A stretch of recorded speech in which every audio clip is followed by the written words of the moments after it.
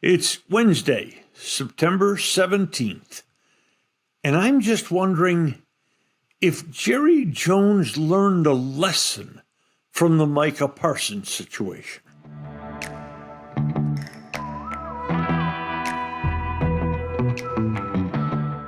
And now, a word from our title sponsor. Eyeing retirement?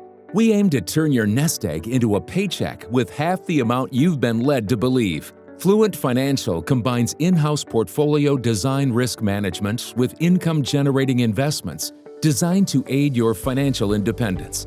Our goal is to develop an effective portfolio strategy to help you retire sooner and have a better lifestyle. Fluent Financial can also implement a program that allows business owners to install a cash balance plan, which may potentially reduce income tax payments. You've worked hard to become successful. Let us help develop an effective portfolio strategy that works for you. Learn more today about Fluent Financial. Retire sooner, better lifestyle. For more information or to schedule a meeting, visit fluentfinancial.com or call 972-852-4800.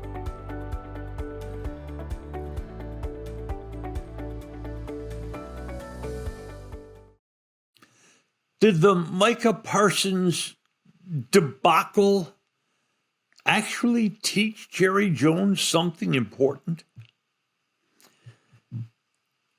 It's virtually impossible to have a top contender in the NFL devoting a massive amount of your salary cap to three players. And had the Cowboys signed Micah Parsons, that's exactly what they would have been doing. Next year, Parsons, Dak Prescott, and CeeDee Lamb would have counted well over $150 million to the cap. Those three would have taken up about a half of the cap, and everybody else on the roster, the other 50, would have taken the other half.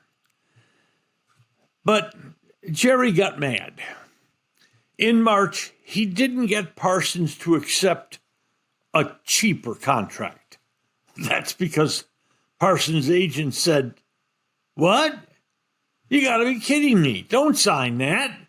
And then we went into this period where Jerry began tossing out annoyances, jabs, and insults to Parsons. And I think as the weeks and months passed, Jerry and the rest of the front office realized they couldn't keep Parsons. I think they were always committed to trading Parsons. So they traded him. But did Jerry learn an important lesson from the situation? Maybe. The Cowboys' past big contract strategy has been, as the opening Casablanca said, to wait and wait and wait.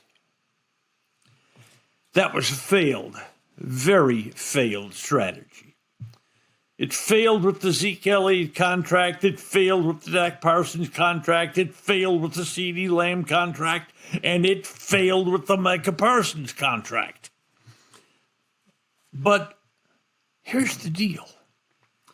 After the Parsons trade, the Cowboys had his money to spend.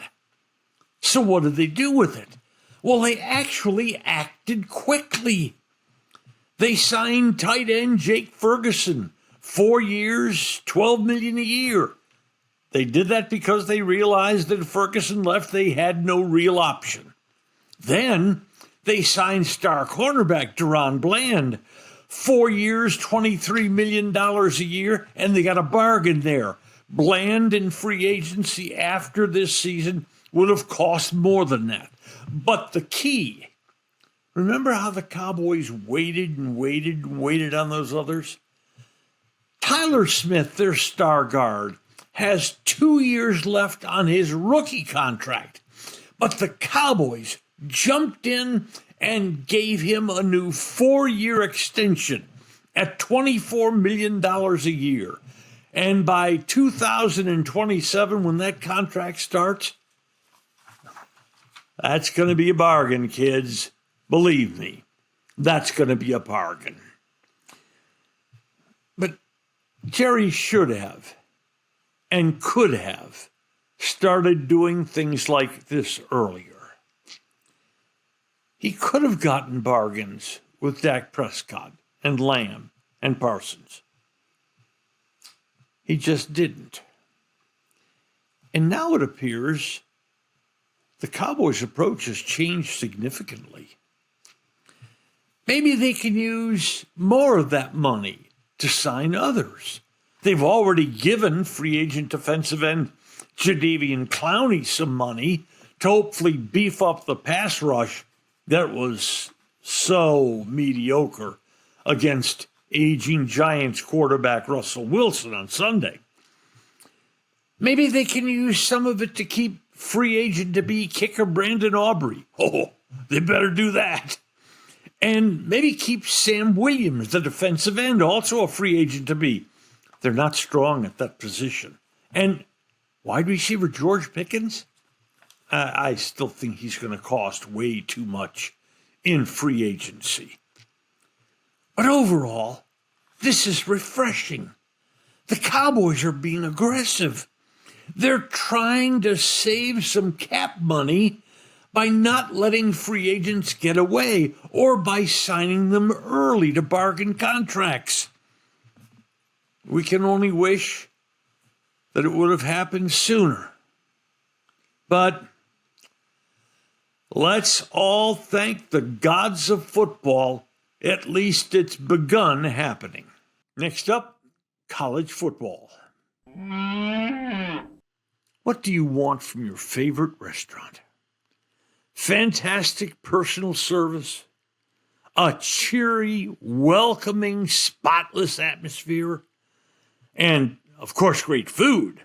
The primest of beef, wagyu and lamb, incredibly fresh seafood, lobster, salmon, shrimp, Hall of Fame food from a Hall of Fame restaurant. 2 locations of Bob's Steak and Chop House, the original Bob's on Lemon Avenue, and the gorgeous new Bob's at Craig Ranch, McKinney. My wife Mary's the co-creator of Full Moon Healing Balm, and I guess I'm the reason this terrific cream was developed. A few years ago, I began getting these huge, ugly blood blotches just beneath the skin of my arms and hands. The condition's called senile purpura. And no, you don't have to be senile to experience this embarrassment. It happens as you age. And then to cover it up, we begin wearing long sleeves even when it's hot. It took 2 years working with a New Jersey lab to refine the all-natural ingredients of Full Moon Healing. Gently massage a very small amount into the skin, and within a day, the blotches begin to fade. Senile purpura usually takes weeks to disappear, but this balm cuts the timeline to about a week. And ordering's so easy. Just go to the website, fullmoonhealingco.com.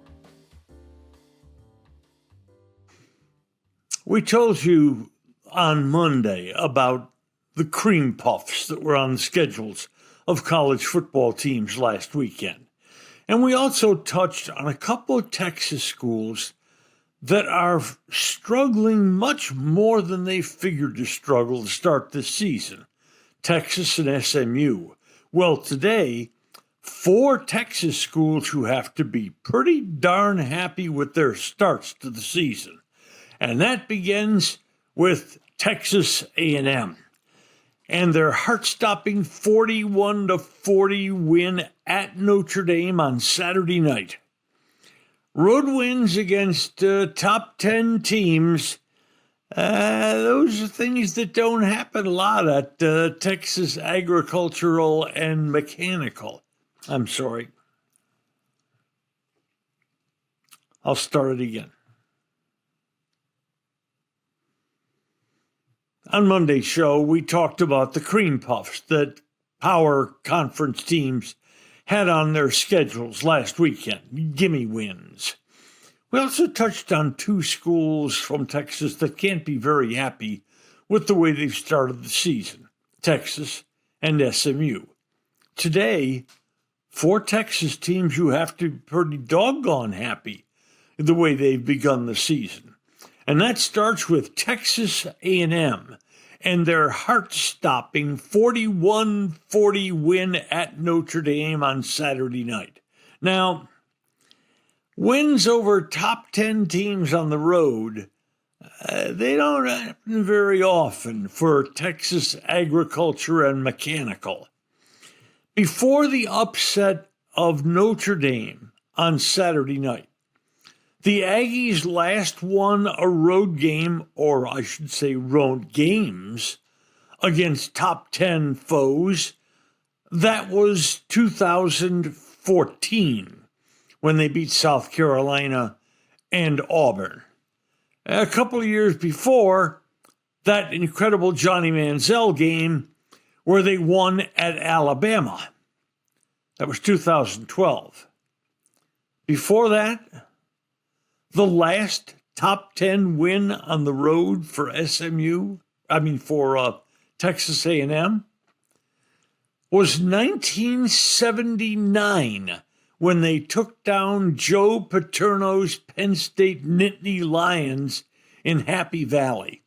So, Notre Dame represents just the 5th road win over a top 10 team in the last 45 years for the Aggies.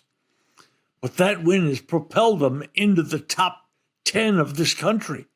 And you look at their schedule, and even if you figure in a loss to now number 3 rated LSU, the Aggies look like they should start 7-1.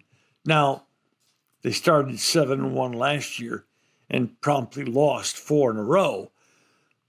But this is a bit of a different Aggie team, with a quarterback in Reed who's matured a great deal and gotten a lot better.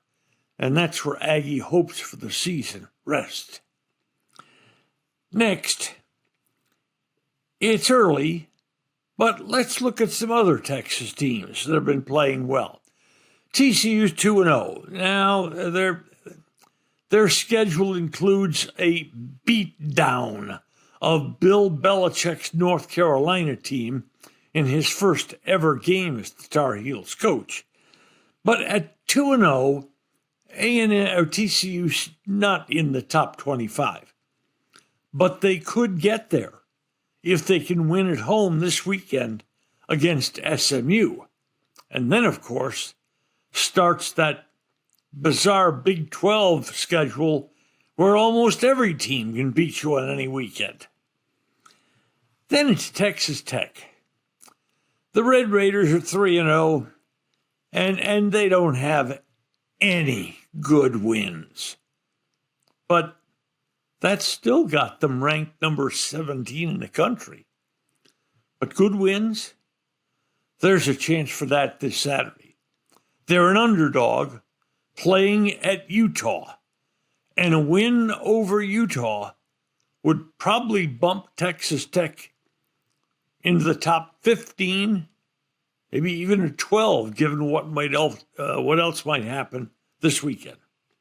And finally, North Texas State is 3-0. Now the schedule toughens up dramatically. They play at Army this weekend.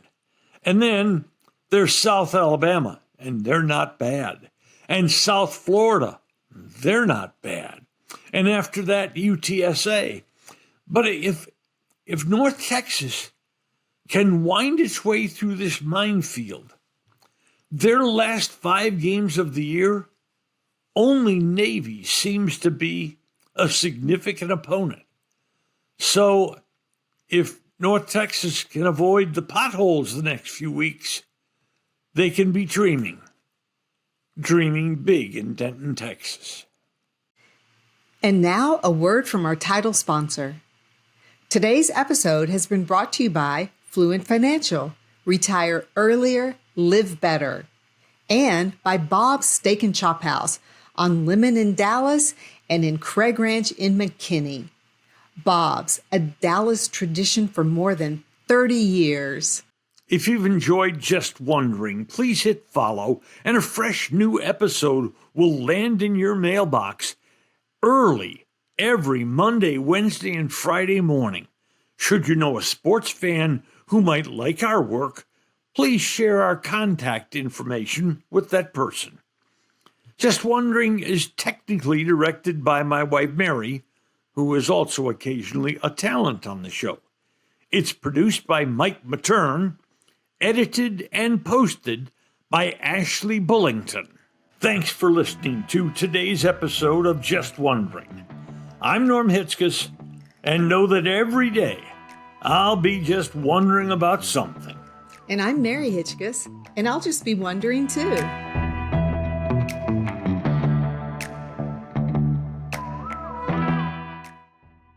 This is a Stolen Water Media production.